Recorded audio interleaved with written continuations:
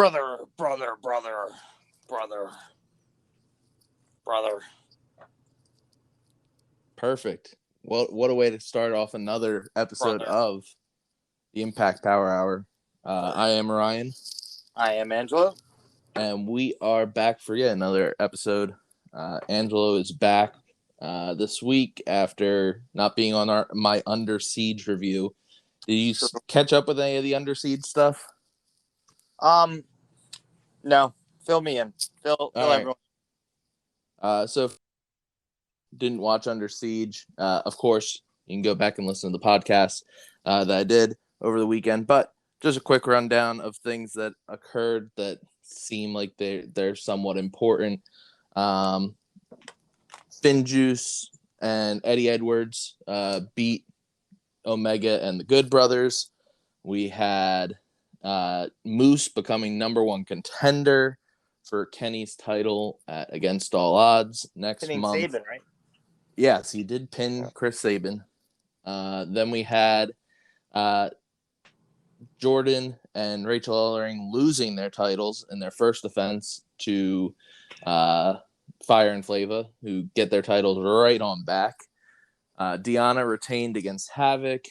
Tenille and Taylor Wilde beat Kimber and Susan. And was there really anything else of note? And Josh Alexander retained against Phantasmo. So, yeah, I think that covers all the major matches that occurred on the show. Right. Yeah. I thought it was a pretty good show. And I'm interested to see where we go from here. And today gave us a little bit of insight to what could go on. Make sure to follow us on Twitter at Deep Six Wrestling. It's Deep Six Wrestling without the G at the end. Follow us on Facebook at Deep Six Wrestling. Follow us on YouTube. Subscribe, get notified, all that stuff. We do put the podcast up there now. And of course, subscribe and share the podcast to everyone you want to. We are on all sorts of different platforms: Breaker, Overcast, TuneIn, Stitcher, Apple Podcasts, Spotify, Google, and YouTube now. So plenty of different options for you. And as always, the link to all those beautiful places are in the description of our different social medias as well as the episode. So, yeah, with all that out of the way, Impact tonight. Myself and Pat decided to watch some of Before the Impact while we ate dinner tonight, and it was probably the most Before the Impact I've ever watched. And goddamn, I don't miss. I don't think anybody should be like, "Oh man, missed you've been missing quality stuff on there." So, like, when you say you watched Before the Impact, you're talking about like you watched the Iceman Intel. Oh yeah, we watched almost the entire episode of BTI. All right. So what we got on there was when we turned it on, they were literally showing at least most of the Under Siege match between Jordan Grace and Rachel Ellering versus Fire and Flava. And then they follow that up with Josh Matthews talking about how we are going to watch Deonna Purrazzo versus Havoc from Under Siege. They show the match card and everything. And then they throw us to apparently Deonna versus Havoc, which it wasn't Deonna versus Havoc at all. It was Kimberly and Susan versus Taylor Wilde and Tenille. We watched that match, and we come back, and Josh Matthews and all them are talking about the Deonna Purrazzo match again. And they're just talking about all the different moves and the big spots in that match. And they're like, well, we hope you enjoyed that match as much as we did. Me and Pat were like, well, that wasn't what we watched. So that's all right. I bet the viewership count for BTI is in the single digits. Of course. Oh, that's okay. Then we got our Iceman Intel, which the Iceman Intel this week was that Sami Callihan, Moose, and Sami Callihan and Moose both want a shot at Kenny Omega's title, and Chris Sabin wants a shot at Moose. Right. Which, feel like that's just a given. I feel he also kept on talking about how he has sources that no other person has. He will never reveal the sources, and that these are the scoops that you can only find when you listen to George Iceman. Yeah, I don't want to spend another second on Iceman today. Yep. And then we got our BTI match, which was Triple XL versus Johnny Swinger and Hernandez. And it starts off with Swinger and AC Romero, and Johnny Swinger trying to body slam AC Romero. He tries to do the Hogan slam to AC. AC just stands still. And he goes to try to lift up just one leg, and AC just stands still. And then he's like, okay, well maybe I can't lift him up. Let's go for an ankle lock or a leg lock or something. And he just grabs the leg and just starts holding it. And AC just kind of shakes him off. And that was basically this match in a nutshell. Was Johnny Swinger trying to looking like he was going to do a move that he definitely could not do, including going to the top rope, looking like he's going to do a frog splash, then realizing maybe I shouldn't do that, go to the middle rope. Maybe I shouldn't do that, get to the bottom rope. Maybe I shouldn't even do that, get back on the mat and just lay down on the guy. Brilliant stuff. Johnny Swinger is just a gem. What a absolutely impact in 2020/2021. He has been the life and blood of our entertainment on Tuesdays or now Thursday nights. Yeah, the more Johnny Swinger, the better. We also got Hernandez in this match, of course, and Hernandez, as he gets in the ring, commentary says that some people get jobs to make money. Some people use Cameo to make money. Hernandez doesn't do either of those. He just beats people up for money. And I can vouch that Hernandez 100% has at least 2 jobs. He's clearly a wrestler for Impact, but also the bouncer / security for Swingers Palace. But he also does have a Cameo. So he's making money on all those ways that commentary claims he doesn't make money on. So that is correct. As of 5 days ago, he has a Cameo. Yeah, you find him on Cameo, get him to whistle at you or something. Oh, that's make that wad of cash grow. This match was just basically a good comedy match to kind of make everybody laugh, but also give Triple XL a win. He picks it up with a frog splash from the top rope onto Johnny Swinger, and then Hernandez just gets in the ring, picks up Swinger, and carries him out in his hands, which was great. After this, we get right into the main show. We start off with the dedication to the tonight's show to New Jack. Angelo, know you're a big ECW fan and New Jack fan. Do you have a favorite New Jack moment? I don't know if I have a favorite New Jack. I mean, overall, he was just a pretty menacing personality, and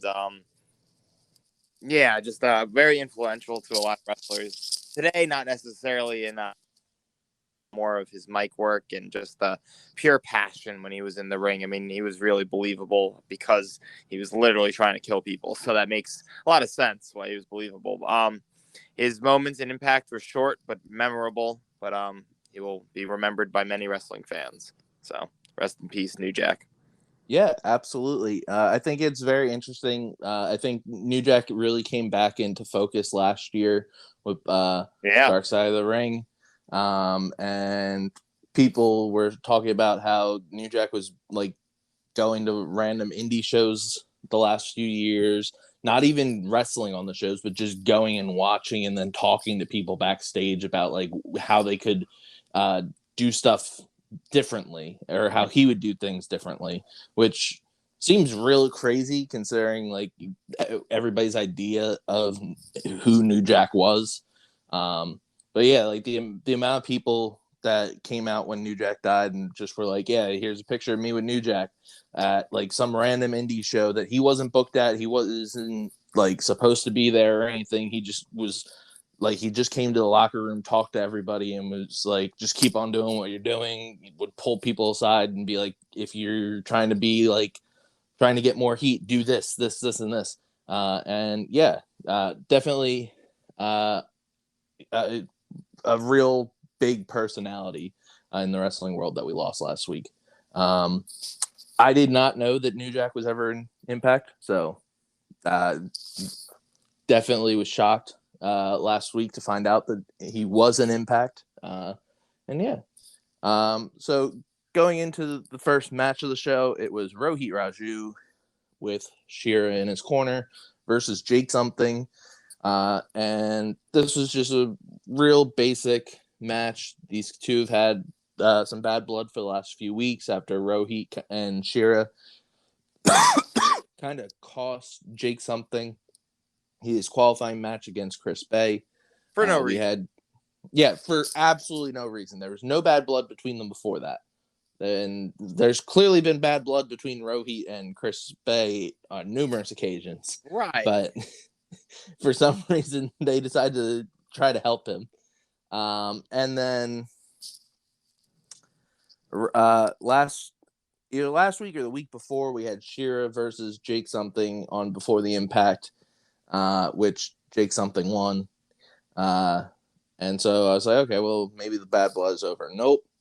We got it this match. And it looked like Jake Something was in control for some of this match. The other part, of course, Rohit was in control, just being a kind of conniving heel. Trying to use Shera to his advantage. But Shera really didn't play much of a factor. And the ending comes with Shera, or not Shera, Rohit kind of cheating to pick up the win. And then he Shera just put there at the end. Yes. Yeah. Yeah. Shera but at the end, Rohit gets the pin, and Jake Something absolutely snaps. Yeah, this is the most. I feel like this is the biggest character development in Jake Something for quite some time at this point. Yeah, I do agree, and the character development is huge. Unfortunately, I don't want to harp on it. It's like picking on when there's a bad moment in AEW, but man, that table spear was not good. Yeah, I was going to say, yeah. So basically, Rohit runs out of there after he wins, right, leaving Shera. To which Jake Something beats up Shera, grabs a chair, and as he grabs the chair, Rohit comes back out and starts pleading with Jake to stop.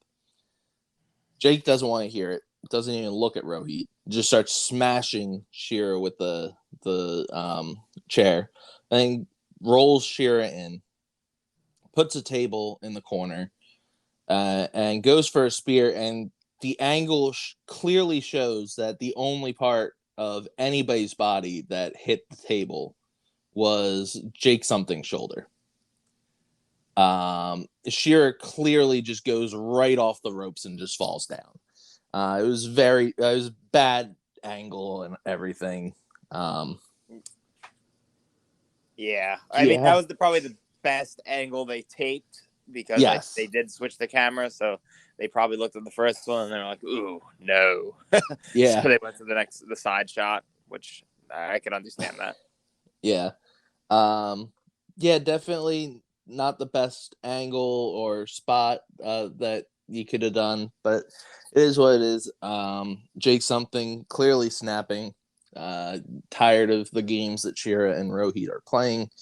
I don't know where you go from here. Jake Something really, like, it's not like you can have like a tag match that means much right now, just because Jake something doesn't have like a partner. Like you just bring in somebody, but like there's not really story there. Well, I presume Um, this is going more of Jake Something versus Rohit to get like one like clean match out of them. Maybe a yeah, match. I don't know if they match, but no, something of the sort where Shira's not involved. Maybe this just writes Shira off and they just get a one-on-one. yeah. You could do that absolutely. Yeah. Not much else to say about that. After this, we get Taylor Wilde being interviewed by Gia. Um, and basically, Taylor just talking about how it was really good to pick up a win, and she felt like her and Tennille clicked at points, but that she really wants everybody to know she does not want to be a tag wrestler anymore, and that she's only here for Deonna Purrazzo's title. To which, as she's saying all this, you can clearly see Tennille like leaning in behind her with her like trying to eavesdrop really badly, and the camera pulls out, and Caleb and Tennille are both doing this. To which Taylor like freaks out about it and tells her to leave her alone. Uh, and they're like, "Oh, well, we just want to say we had a really good time tagging with you at Under Siege. We got a big win. I don't know if you heard, but I, being Tennille, got a match against Kiera tonight, and if I win, we're one step closer to being tag champs." And Taylor says, "No, it's not going to happen. We're not a tag team. I don't want to be in a tag team." And then she's like, "Oh, well," Tennille's like, "Oh, well, maybe you'll do this because guess what Caleb has to say?" And Caleb's like, "Guess what?" And he rips off the neck brace that he's been having. He says, "I'm fully healed." And Taylor says, "Okay, Caleb, stop trying to FaceTime me. It's creepy," and walks away. And Tennille's like, "Oh, you don't even try to FaceTime me often." And Caleb's like, "Oh, well, I was just doing it to try to help you." Yeah. Um, then we go backstage again, and Rachel Ellering and Jordan Grace are hanging out, and Rachel talks about how yeah, they're kind of upset that they lost their tag titles, but they don't want to dwell on it too long. And that they'll get to being back at their top level soon. And Jordan gets up and says, "You know what? We need to get back out there now. I'm going to go talk to Scott, try to get us a match tonight." And she leaves. After this, we get Tennille versus Kiera. This was a fine match. Nothing crazy. Um, I thought this was a good showing for both of these girls because they are really talented. And I've said it numerous times. I feel like Kiera doesn't get enough credit for how good she is as a wrestler. And her getting to show off against Tennille, who is also a very good wrestler. This was a really good showing. Tennille picks up the win, but not before or right before Tasha Steele hops in, beats Tennille down. Caleb gets in and picks Tasha up and pulls her to the corner before Kiera jumps in and starts beating Tennille down. And then Deonna, Kimberly, and Susan run in and start helping Tasha and Kiera beat down Tennille and Caleb. And then Taylor Wilde shows up. I love that Caleb took a DDT here. Yes, to which commentary says, "Oh, Caleb was just bragging about how his neck was perfect again." Caleb is down bad, buddy. Yeah, so Taylor Wilde hops in and starts fighting, and then Havoc comes in to help out.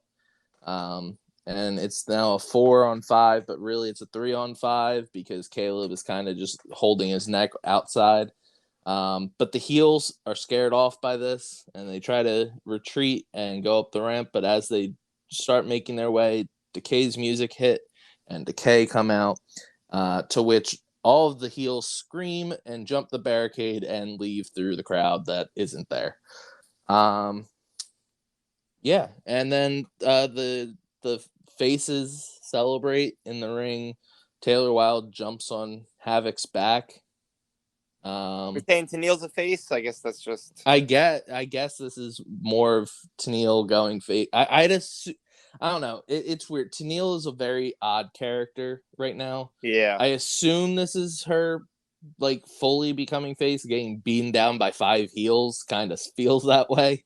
Right. But she was beaten down by 3 heels when she lost her title match and seemed to be heel again right after. So maybe, I don't know. I feel like she's a babyface at this point, though.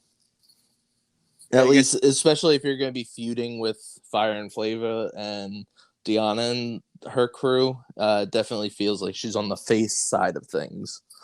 Right. That only makes sense. After this, Jordan comes back, and Rachel asks how to go getting a match. Jordan says, "Oh, I got us a match." And Rachel says, "Oh, who are we facing?" She's like, "Oh, we're facing each other." And Rachel just like kind of looks at her confused, and we go to commercial. Oh, we come back, and we get FinJuice talking about how they are leaving for Japan tomorrow, that they will be gone with the titles for the next few months, but that they did he say in the interview a few months, or I mean, I guess it's like implied in a way. We understand how the taping works, but he said like we're going back to Japan tomorrow. We can't wait to defend this title and face all these different challengers. I didn't necessarily get the idea that they're going to be gone for a long time, but maybe that's implied. Oh, I see. I thought because the way it sounded with him like talking about all these events that they were going to be doing and they're going to be there for a while, like that made it seem like it was a few months to me. Okay. Just because they were like, oh, we're going to be doing matches against the Dangerous Techers, and we're going to go against Tama Tonga and Tonga Loa, and we're going to go against every team. We've got all the teams in New Japan are lining up around the block to face us, and we've got a bunch of dates worked out so that we can do this. So it just made it seem like they were saying a few months since, but who knows? It's a very weird situation with FinJuice because like I don't know what the whole plan is for. Like nobody still knows what the whole plan for New Japan is for this summer. They're just announcing that they're going back to touring this weekend after canceling all of May and the beginning of June. Then they decided, okay, we'll do this weekend. But they haven't announced any other dates other than this weekend, and they still plan on doing, I believe, the first weekend of June. They're planning on doing like a big show, but other than that, they haven't really announced anything. So yeah, I was kind of shocked to hear FinJuice be like, "Oh, we're leaving. We're gonna have all these matches." I guess it's just signing up, but like they said that before that they were gonna go away and have a bunch of matches, and they never had a match for the title. So yeah, but this definitely felt like okay, they're setting themselves up for failure. I texted in our group chat that I was like, okay, well, Ace Austin and Fulton are definitely winning this. Impact's not going to be like, oh, gonna lose our belt for multiple months, possibly. Right. So yeah, after this, we get Petey Williams versus VSK. We're very, I guess it was 2 weeks now at this point. Me and you were both very high on VSK's showing against El Phantasmo. I thought this was a really good match as well. Okay. I am very high on VSK. And Petey Williams is great. Yeah, Petey Williams is great. We get to see a Canadian destroyer out of it. But see, the whole point of this is Impact, you never use suicide. Yes. This is what really should be driven home on this. It's like VSK, we get it. He's being used as an enhancement talent, but it's a million times better than VSK wearing a mask and being suicide, or TJP wearing a mask and being suicide, or Caleb with the K being suicide. The whole point is we know suicide always loses. It's better to have a new, fresh talent, a new, fresh gimmick out there, even if they're enhanced a hell of a lot better than just suicide in 2021. Yeah, 100%. I think that having Sam Beal and having VSK show up doing enhancement is 100% better than suicide just coming out losing, and the commentary 90% of the match talking about who's in the suicide and Right. Oh, TNA original suicide.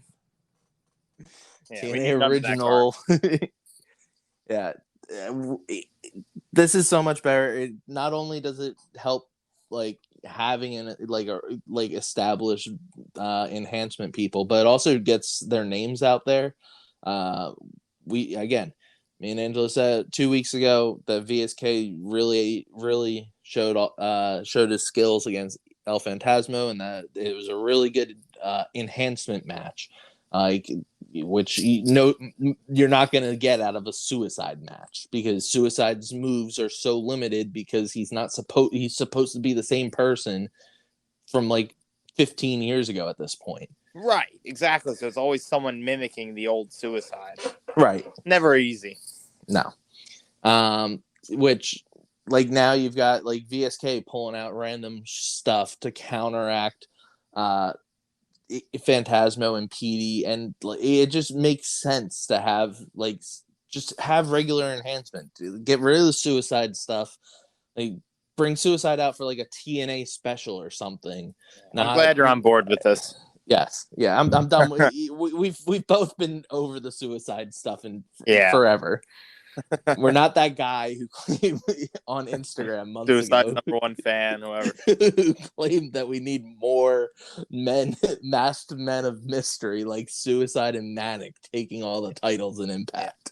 Absolutely, freaking not. PD Williams picks up the win. Like I said, really fun match. Really enjoying VSK. I don't know if he's been anywhere else, but like he screams as somebody who would be picked up on like AEW Dark for a while. He was on AEW Dark last week. Okay. Yeah. I think he was. So, you did point that out. Yeah. So hey, man. Yeah. It worked well for Ben Carter. Yeah, I was gonna say Ben Carter for Impact. He wasn't on an Impact episode, but he was on the Explosion, right? Explosion, yeah. He was on Explosion, then was on AEW a couple times, and look at that. He signed a big money deal. Yeah. And speaking of people that have just like shown up as like enhancements places, like you had Danny Limelight, who was originally as basically like an enhancement kind of guy on New Japan Strong, like their American shows. Then he started like a weird feud with Rocky Romero.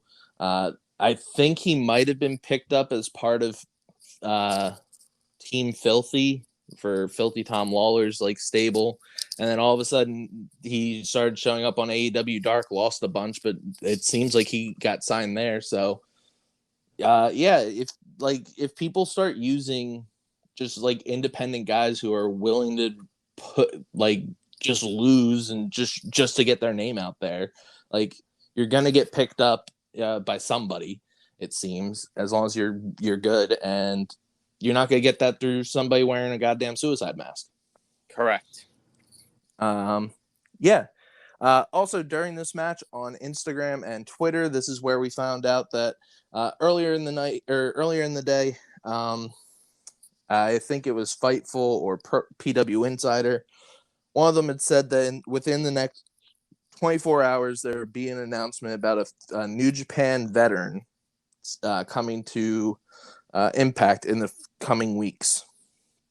And during this match, it was revealed that that person is Kojima, who's one half of Ten Koji, one of the longest running tag teams in New Japan. Also had a phenomenal match against Will Ospreay this year.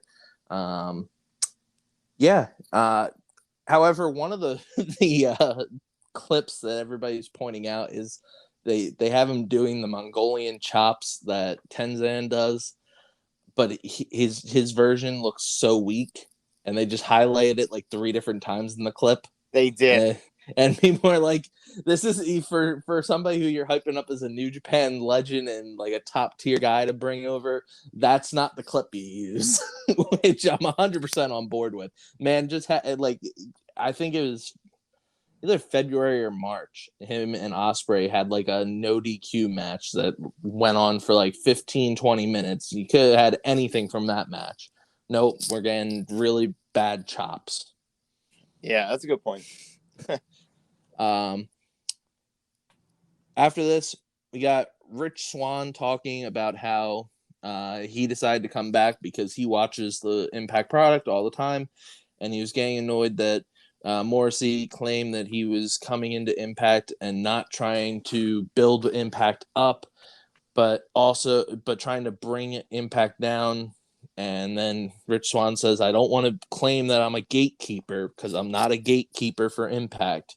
But if you're coming into this company, you shouldn't be trying to destroy everything we fought for to get to this stage. You should be trying to build it up and build it up to the best it can be. And all of a sudden, Morrissey just comes in with a huge ass kick right across the face, to which Gia Miller sells it like she just got shot, with her screeching, somebody call the cops.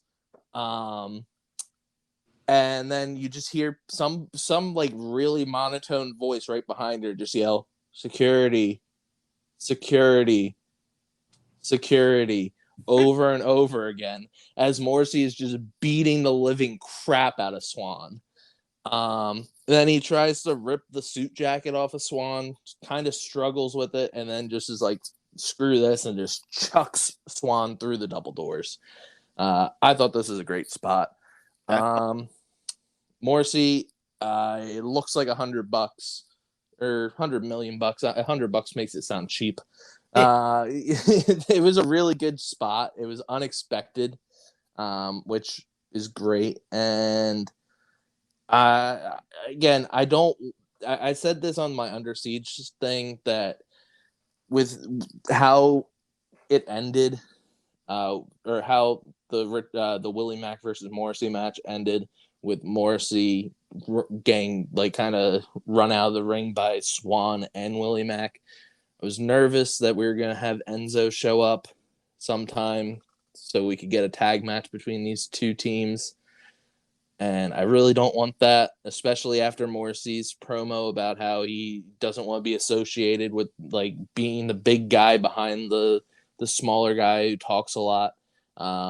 Which, like, I just want Morrissey to just be a badass who can beat the crap out of everybody. And like, I don't want to say, oh, let's just do a 2-on-1 handicap match, because that doesn't help anybody other than Morrissey. And Willie Mack at this point is damaged goods in Impact. Yeah, true. So I don't know what you do. I guess you can build to Swann versus Morrissey. I just don't want this to end up being like, let's do a tag match and let's get Enzo in here just to even the odds, because nobody needs Enzo Amore wrestling in 2021. I don't see it happening. Yeah. Yeah. I don't think he's worth Impact's time. Yeah. If they end up doing a tag match, just throw in any heel. Yeah. You can throw in Rohit Raju and Morrissey. It wouldn't make sense, but it's at least a smaller guy with a bigger guy against a smaller guy and a bigger guy. Yeah. Phantasmo would make sense if you stick Phantasmo, yeah. And literally anybody. Yeah. After this, we go to Swingers Palace, which is where TJP is hanging out, and apparently he has won roulette 9 times in a row, to which Johnny Swinger says that Bravo needs to spin the wheel where you can get the iron glove or iron cow glove on a pole match or something. Obviously referring to WCW's Halloween Havoc, where they would spin the wheel and you'd get to have a stipulation match after it. I was definitely confused what he was talking about, but that makes sense. Yeah, the only reason I know that is because NXT, when they did Halloween Havoc last year, brought that wheel back, and it was just a bunch of gimmick matches. Okay. So, yeah. And as he says this, they pan over the Swingerellas, and there's another new Swingerella. It is Fallah Bahh. Oh my! Who is dressed in the Swingerella's outfit and everything. Also, Swinger is now referring to Alicia Edwards as Mamarella, which is just fantastic stuff. TJP is furious that Fallah Bahh is there. And he's like, "What are you doing, Fallah?" And Fallah's like, "I'm working off my debt." And so TJP asks Swinger how much what does he have to do to win and clear his debt. And Swinger says, "You gotta roll something." And he just pushes all his chips over to Bravo. Apparently rolls the 8 and Fallah Bahh is free.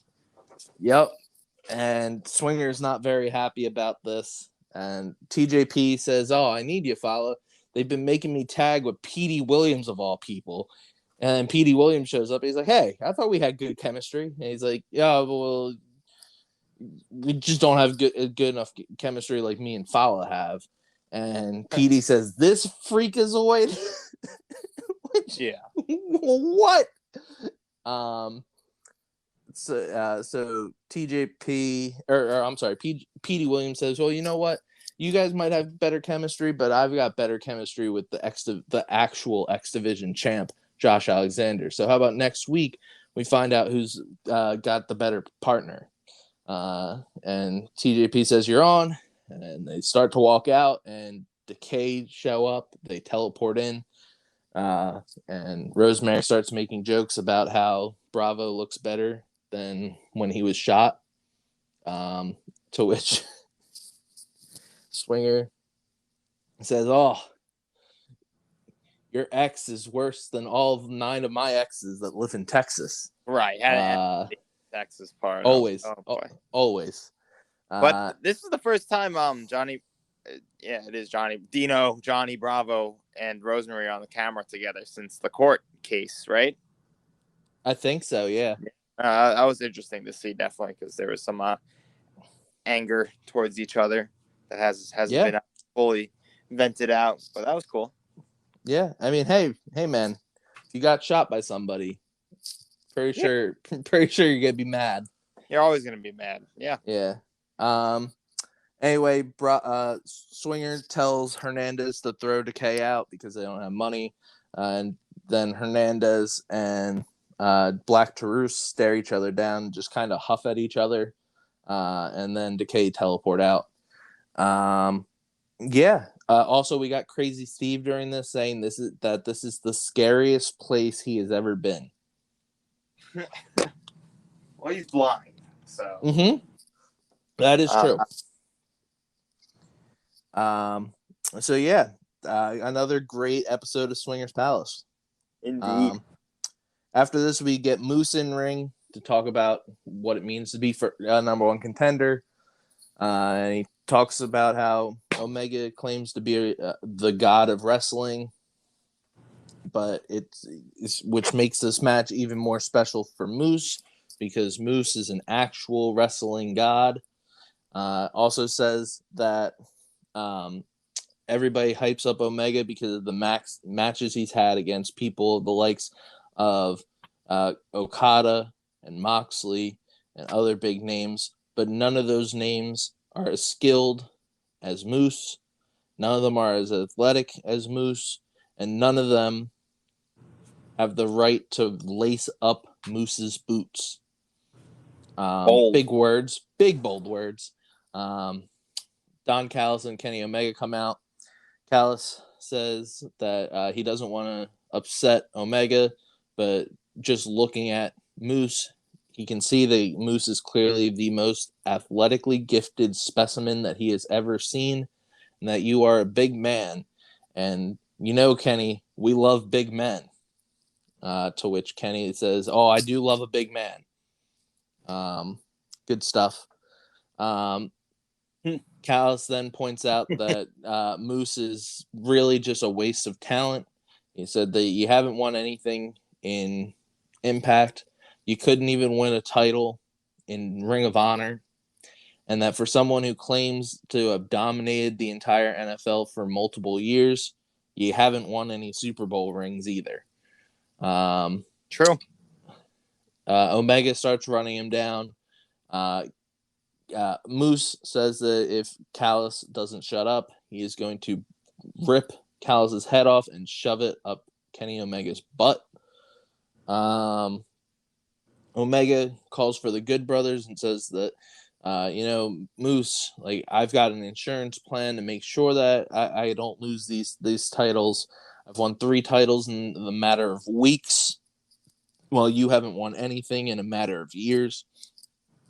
And the Good Brothers come out, and as the Good Brothers are walking down the ramp, the lights go out real quickly, and Sami Callihan goes up and with his bat, hits the ropes, and Omega, Callis run out of the ring, and the Good Brothers run up the steps with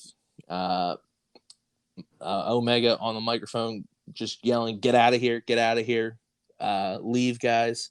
So yeah, still showing that they are a little bit afraid of Sami after the Good Brothers took Sami out of the 6-man match at Under Siege. Afterwards, we go to commercial, and we come back, and Sami and Moose are talking backstage. Moose asks Sami why he showed up.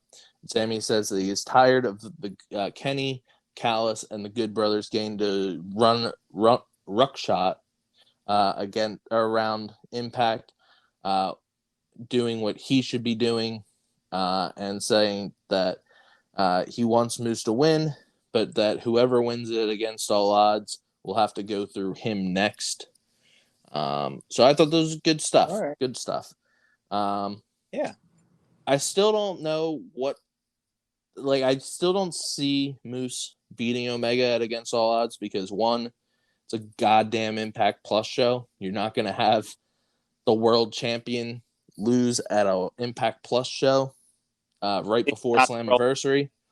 And I also don't see Omega losing the Impact, or he loses the AEW belt. The other thing of note, since you didn't watch Under Siege, it was noted that Moose apparently has not re-signed with Impact. Commentary, as he was coming out for the 6-man match, noted that Moose wants to win the title at Against All Odds right before his contract expires. So kind of like doing that whole CM Punk angle of all contracts expiring, I could win the title and walk out of the company angle. Seems. I don't see Moose winning this title at Against All Odds. I'd said it before that I thought that the only way Moose was winning the 6-man match was if he was not re-signing with the company. I've said it before, Fightful and Meltzer and a few others have all reported that Moose's contract is set to expire in June or July, depending on who you talk to or who posted it. So having him get a title shot and losing, and him maybe he resigns, I think it makes sense. He makes the most sense in Impact compared to AEW or WWE. I don't think he would be used greatly in WWE. I agree. He'd get lost in the shuffle very quickly, because yes, he's super athletic. Yes, he's a big guy who can do really good things. But so is O'Neal. Yeah. Like WWE has a lot of those same people. So yeah. And I don't see him moving to AEW, just because again, I just feel like they've got better big men currently than Moose. And feels like Moose really wants to be like the guy. I just don't see him being the guy in WWE, NXT, or AEW. Yeah, I don't. Whereas Impact, I can. Maybe he takes a break from Impact for a little, but yeah, I don't. I Yeah. mean, I don't see his career trajectory being any better than it is now. So I think Impact is really just the right home for him, unless he really wants to just be the big fish in a little pond in a smaller promotion. Yeah. Again, there's always the whole WWE just snatching up anybody they can find that's a free agent. We've seen that happen many times where WWE goes on a big spending spree, buying up a bunch of free agents, and then slowly doing nothing with them. And that I feel like we could talk about that. Do a whole episode just on all the random people that WWE has signed over the years, No doubt. not to do anything with and then release. That'd be a whole book. Yeah. Yeah, definitely don't know what to make of the Moose situation. But I'm sure as the summer rolls on, we'll find out more. After this, we get Rachel versus Jordan.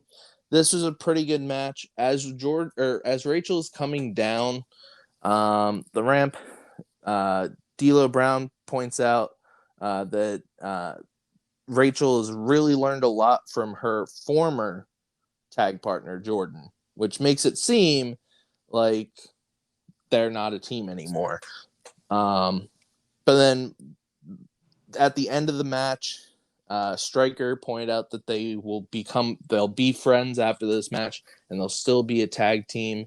But doesn't really look that they're really that happy after this match. I thought this was a pretty good match. Both their styles. A big deal of Rachel breaking out of the full Nelson. They were like saying, "Oh, no one breaks out of Jordan's full Nelson lock there." Yeah. She did Jordan put Rachel in the full Nelson lock, but like commentary was very, very excited about her kind of getting out of it. But then right afterwards, they were like, "Oh, well, she never really had it locked in." True. Which, yeah, but I have to say, I don't remember Jordan really doing that move very often. That's why. That's weird. They're like overselling this moment. Yeah. Like I feel like she's like I've seen her I feel like when her and Deanna faced off, like she tried to do it and like Deanna would get out of it by like going to the ropes or something.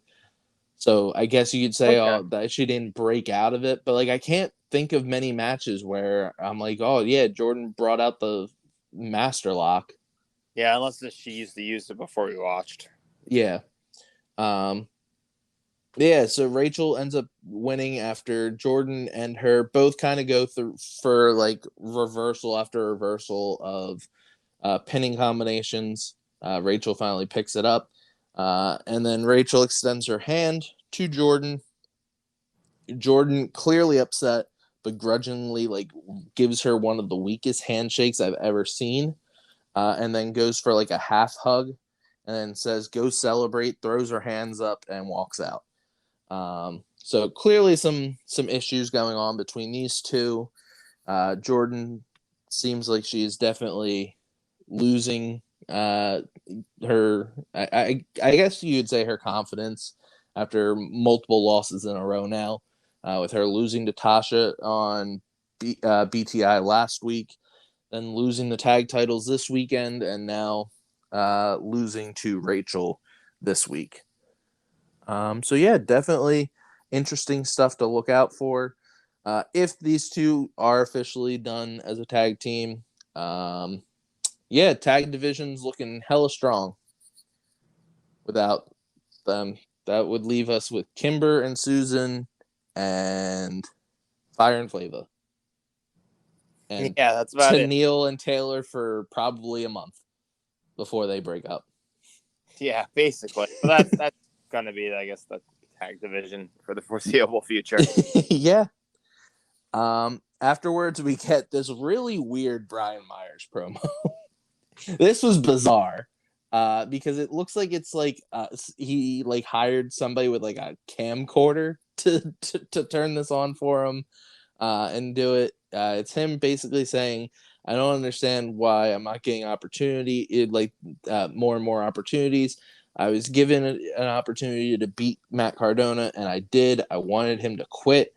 But instead, Impact decided to make us have a rematch, to which he cheated to win, even though he didn't really cheat. Then he beat Black Taurus. He beat Crazy Steve, and he's still not getting any opportunities. He doesn't have matches lined up for him. And then he's like, "1 sec, hey Matt," and Cardona walks out a door, and Brian Myers just slams him against the wall and then throws him at the camera and cuts to static. Yes. Again, this throws off my whole idea that this is going to lead, or the whole Decay versus Brian Myers feud was going to lead to Cardona and Brian like reluctantly becoming tag partners, since Myers is trying to kill Cardona backstage for no apparent reason other than him existing in the locker room. Yeah, after this, we go right into our main event. We are told that next week they have only given us one match, and it's TJP and Fallah Bahh versus PD Williams and Josh Alexander, which was already made during the show. This is the least amount of build-up for the next week's show that I can think of. It is surprising. Yeah, and also we got no word throughout this show on the actual programming that Kojima is showing up next week, which is bizarre considering like Phantasmo, when they announced Phantasmo, they announced it on Twitter and stuff, but they also did at the same time as they announced on like TV, and they didn't announce it on TV, so very weird. But apparently we'll definitely be getting a Kojima match next week. Just weird they didn't point that out. So yeah, main event, it is Ace Austin and Madman Fulton versus FinJuice for the tag titles. I thought this was an excellent match. Again, I think that it was very interesting that Madman Fulton, I felt like, got a lot of the action in this match. I felt like Ace was kind of I don't want to say afterthought, but he wasn't the main focus. It was more of FinJuice trying to neutralize the big man. Yeah. And the big man being able to defend himself and also take it to the tag champs. This was probably the most Fulton has been involved in a match, I felt like. And he looked really good. He held his own. Right. Exactly. I was going to say, he held his own. It's probably the most we've seen of Fulton in ring action since Ace Austin was going for the title last Slammiversary. Yeah. So, no, this was a great showing from Fulton and Austin as well. So. Yeah. I will always say Ace Austin is always a star. He definitely has that star caliber already, and clearly Impact knows that, as they keep on giving him opportunity after opportunity to showcase his ability. Being a multi-time X Division champion, being the Super X Cup winner, being a multi-time guy who's gone after the world title at such a young age, and being able to main event shows again at such a young age, they clearly see a lot of potential for him. But it was not to be tonight. Some good spots in here. We had right near the endings of this match. FinJuice tried to do a doomsday device with Madman Fulton. And the fact that Juice got him up on his shoulders and everything, pretty impressive for a smaller guy like Juice. Obviously, he's not as small as Ace Austin, but he's not a big man in any sense of the world. We also got Madman Fulton going for a like end of days type move on Juice or on Finlay, which Juice countered, and they end up picking up the win, pinning Juice with the kill switch, and FinJuice retained the titles. And I was like, oh, they're going to allow them to go and be champs over in Japan for a month or two. What we thought. And then Violent by Design's music hits. And I was like, oh, crap. They're finally doing it. Violent by Design get in the ring. None of them even look at FinJuice other than Eric Young. And then Eric Young sporting the knee brace, of course. Yep. And then Eric Young grabs Rhino's Call Your Shot trophy, gives it to Brian Hebner, says we're cashing in. FinJuice look very confused. Commentary points out that they aren't from Impact, so they don't know what the Call Your Shot trophy means. And basically, for those who don't know, it is basically a Money in the Bank trophy. You get to cash it in whenever for whatever title you want. And yeah, we get Rhino and Joe Doring versus FinJuice. Commentary points out that Joe Doring is one of the most decorated men in Japan's tag team histories. Okay. Which, to be fair, I did look it up. He is a former 4-time tag champion in All Japan Pro Wrestling. He has also won multiple tag team tournaments in All Japan. So I don't know what the record is for All Japan titles, but he has held it 4 times. Okay. And with 4 different people, including the Great Muta, who is currently, I believe, Pro Wrestling Noah's world champion at the age of like 58 or 59. I didn't realize it was still wrestling. Yeah.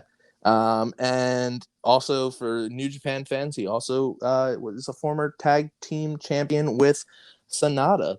So yeah, there's your 4. There's 2 of the 4 people. The other 2 are Suwama, who is like one of the heads of all Japan, and some other guy who I didn't recognize. Who is like the head of Wrestling One, which I don't know where that ranks in the Japanese systems of wrestling, but it's not one of the big 3 that I know.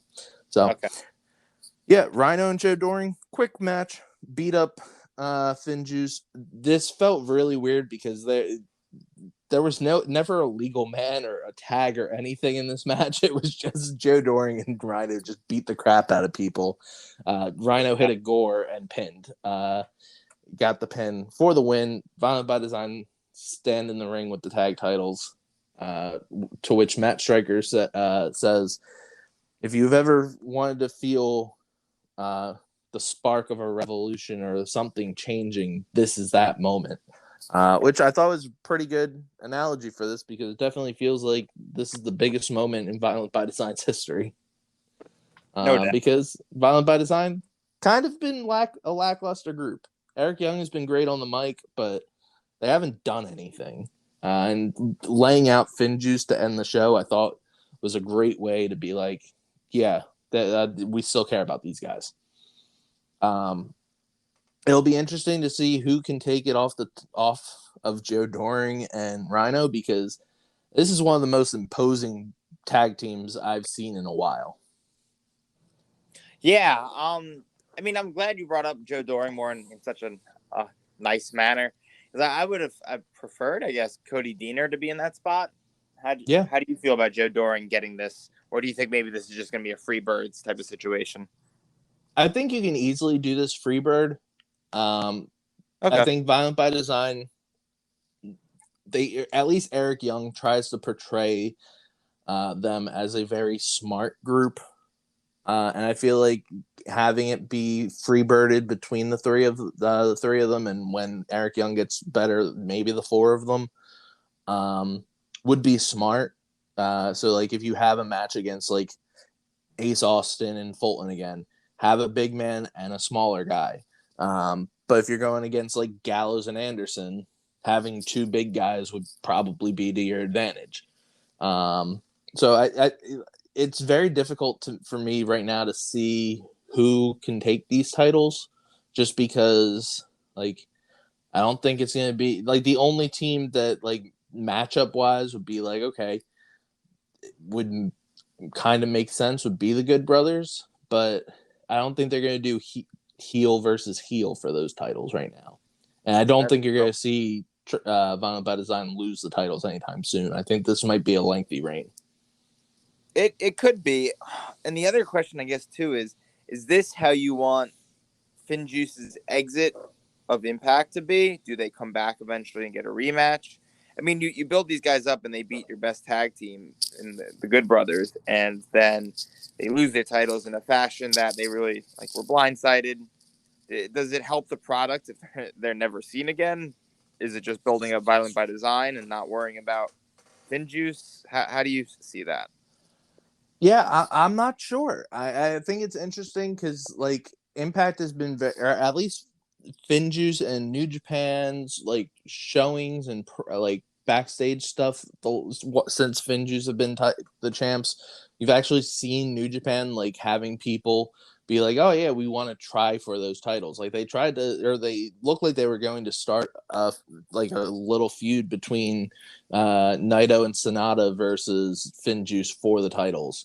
Okay. Before things started to go to shit over in Japan with the coronavirus the last few weeks. And then you've got this whole promo with Finjuice talking about how like they were going to be active champions. They were going to defend it against every tag team in Japan. Anybody goes, and then come back.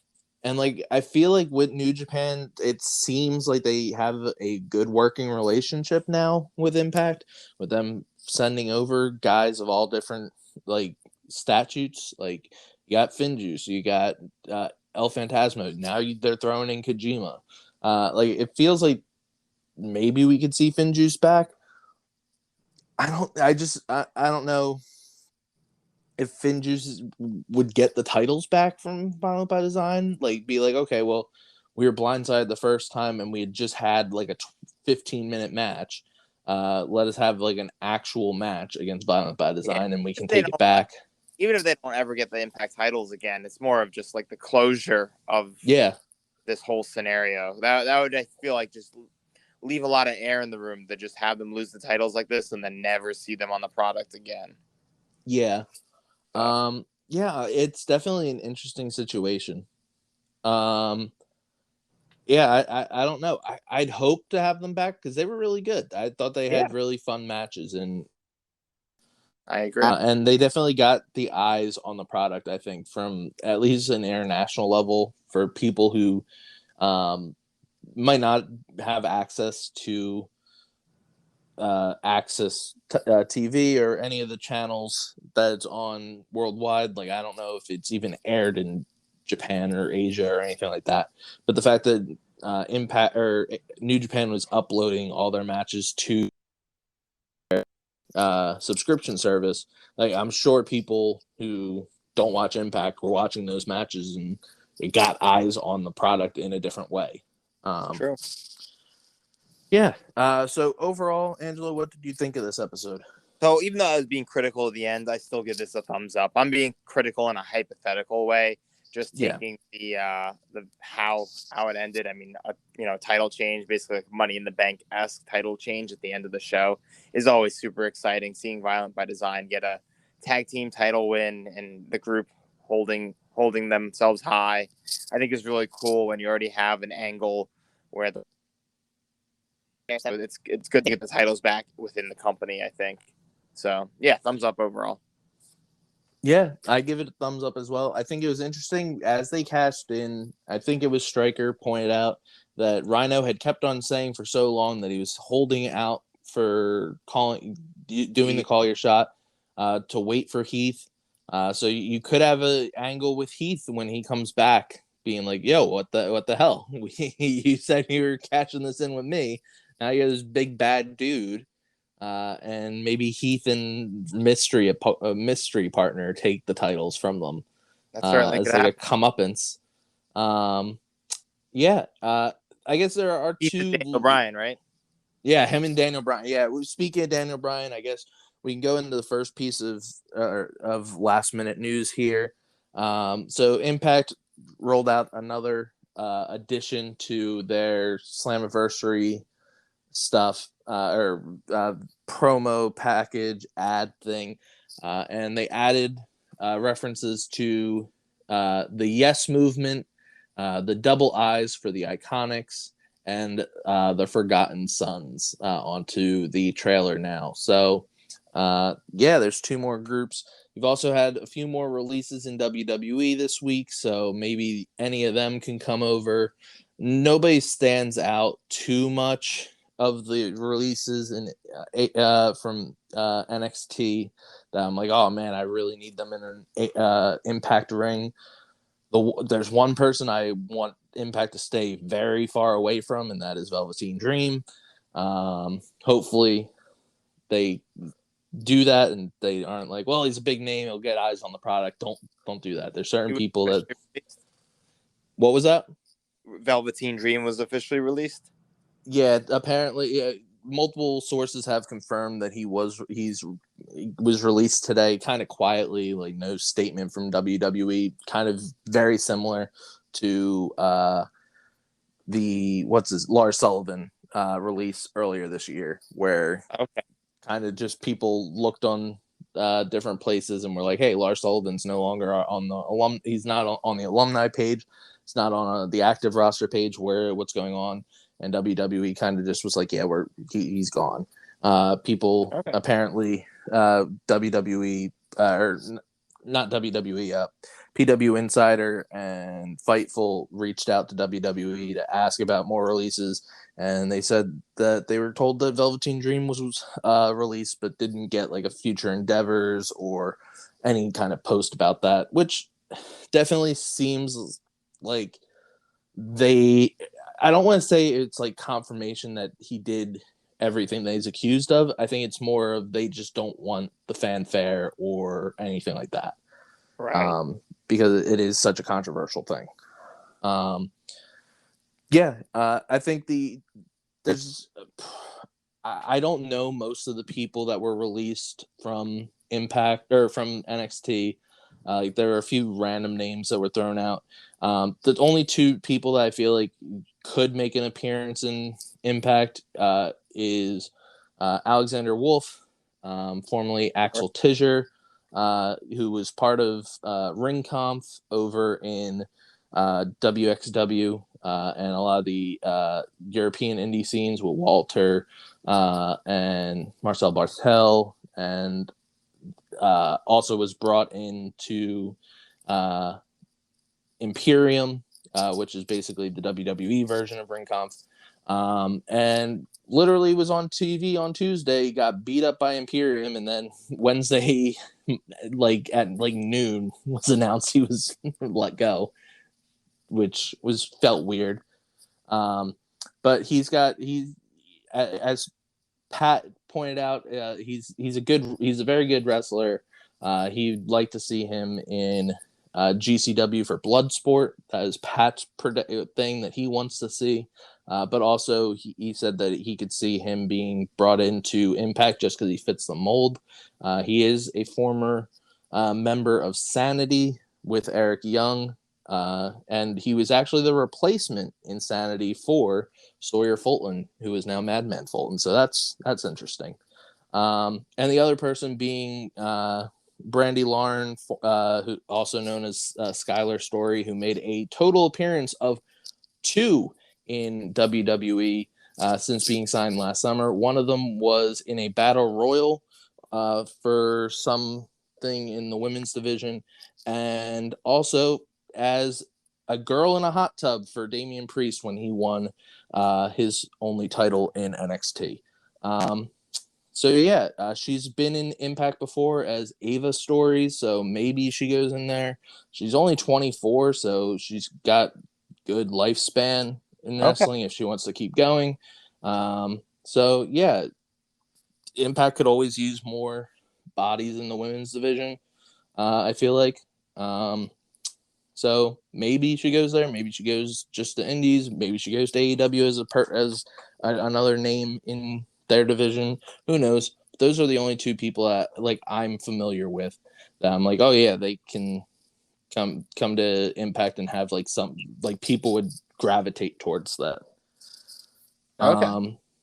The other big news is PW Insider and Fightful both reported today that Don Callis is out as executive vice president in Impact. Fightful started the story saying that this week he had been removed as executive vice president. He had relinquished his duties, and that Anthem had confirmed that with them. And then PW Insider had gone a step further and stated that apparently he had relinquished his duties late last month, but is still going to appear as Kenny's manager. That him and Impact and Anthem separated mutually, and that both of them ended on good terms, but that the insider idea is that he will be joining AEW full-time in a very similar role to what he was in Impact. And that the creative decision to let him go was because Scott and his creative team that he had put in place around him has been so positive and has gotten more eyes on the product, and that the 4 people in charge of creative now are Scott, Tommy Dreamer, Jimmy Jacobs, and R.D. Evans. So yeah, feels like everything there makes sense. I feel like Callis makes sense that he wants to go elsewhere if he can get a better job. He wasn't really doing much on the executive vice president scene, it seems. They also report that he had basically been slowly giving up roles to other people in the company over the last year. And yeah, it just seems like this makes sense. Again, doesn't seem like there's harsh feelings on either side. It says it was a mutual decision that both parties separated amicably. And yeah, Don going to AEW again makes sense. His big thing is that he wants to work with Kenny Omega, and just makes sense. And yeah. Yeah, makes sense. Other than that, remember to tune in next week for our shows. We will be doing the second ever Monday Night Raw podcast on Monday. Good luck with that. Yeah. First episode was not a good episode of Raw, but we had fun talking about it and playing our little guessing game with Pat. We will be bringing back the guessing game with Pat, but also I will be hosting another guessing game. It will be between him and Joey, and it will be name the participants in notable gimmick matches. So, yeah. If you want to tune in for that, tune in. That'll be released on Monday after Raw at some point. Also, Joey and Pat will be back next week on on Friday with the next AEW Dynamite review. Next Friday, not tomorrow, because AEW is moving to Friday for next week solely because of the NBA playoffs. It is that time of the year where AEW's schedule gets wonky and goes to different days, but it will be 10 p.m. on Friday is the episode of Dynamite. So most likely you'll get that review over the weekend then. But me and Angelo will be back next week for another episode of the Impact Power Hour as we clock on towards Against All Odds on June 12th. But for that, I'm Ryan. I'm Angelo. And we will see you next time. Bye. Thanks for listening.